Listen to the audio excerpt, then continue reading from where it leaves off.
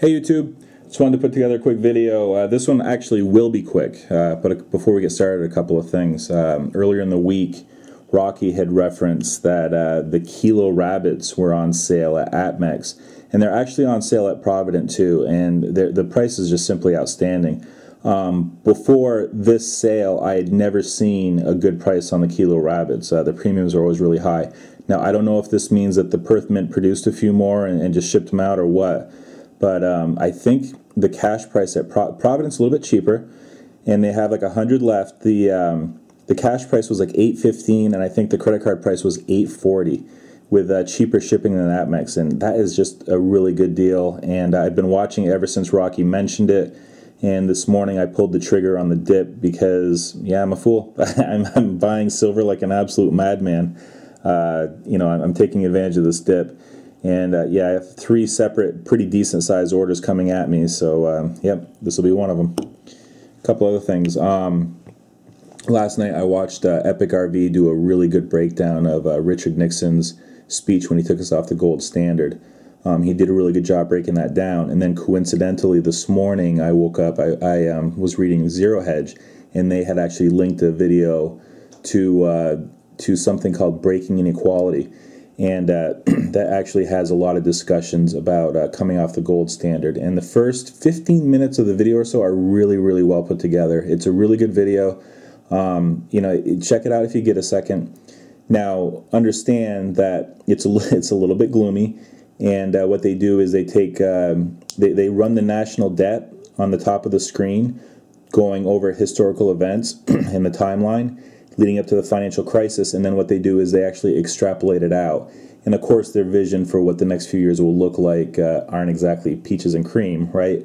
But it's just an interesting thing to watch, and I'm really curious about your take on it. The last few minutes is almost like an advertisement for a petition that they're trying to have signed to go back on the gold standard.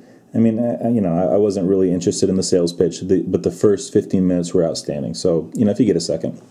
So, one thing I want to talk about really quick is how YouTube has completely changed my television viewing habits.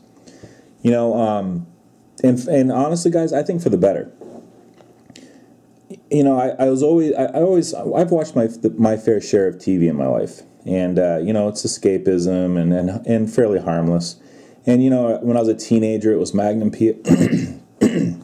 Sorry, guys.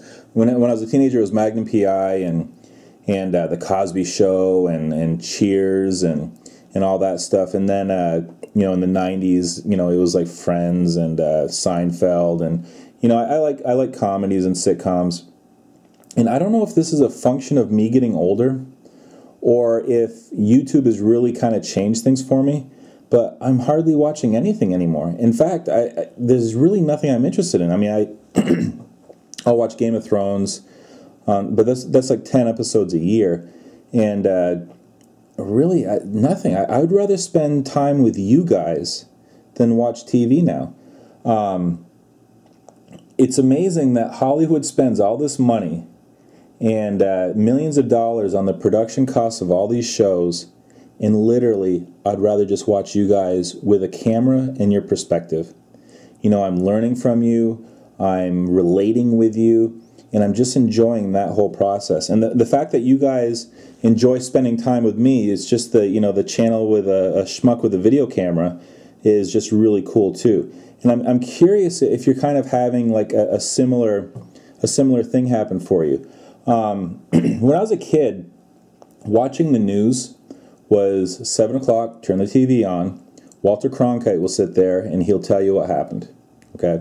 And then they'll go to the field reporters, and back then I think they did some actual real reporting. And then we went, as I got a little bit later in life, we went to a 24 hours a day news cycle, and that was okay.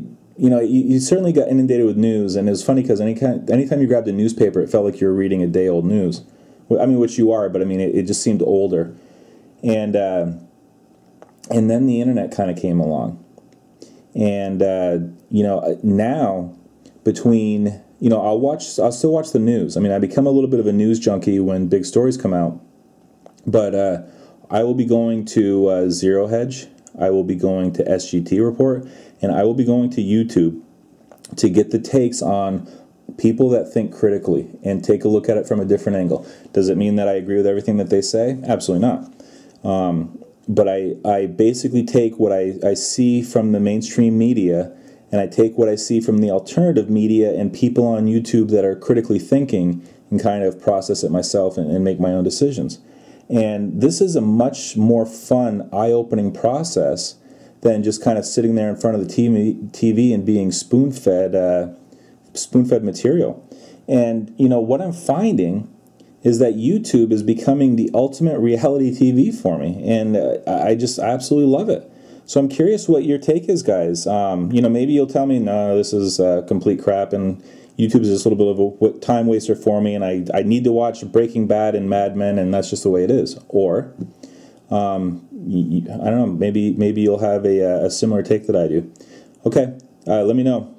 Has YouTube changed your television viewing habits?